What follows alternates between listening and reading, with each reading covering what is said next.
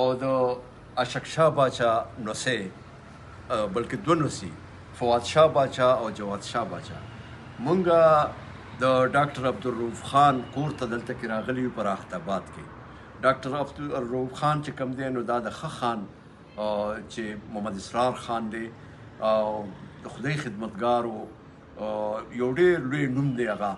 مونږ او دې خپل دا تاریخ چې کوم دی نو په خپلو سترګو لیدلی د پښتون قامي تاریخ ډېر د نږدې نه لیدلی دی. مونږ د هغه سره د ګپ شپ دپاره دلته راغلي یو ډېرې ښې خبرې وشوې.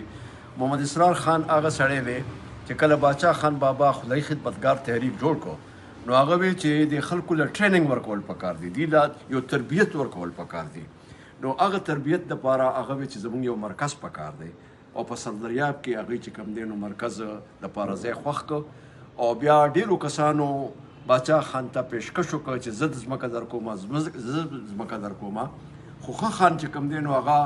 د هغه پیشکش ومنلی شو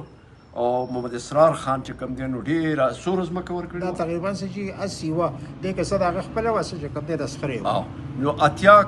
جریبه ځمکه چې کوم دی محمد اسرار خان د دوی والد صاحب چې کوم دی نو هغه ورکړه او په هغې باندې بیا د سردریاب دا د قومي لینډ مارک دی چې هغه وروستو بیا قیوم خان په قیوم خانۍ کې په بمونو باندې والوزو. مونږ د هغه شخصیت زوی سره دلته کې ولاړ یو عبدالرؤف خان ډاکټر صاحب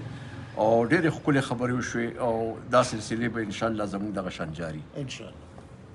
ډېره مننه.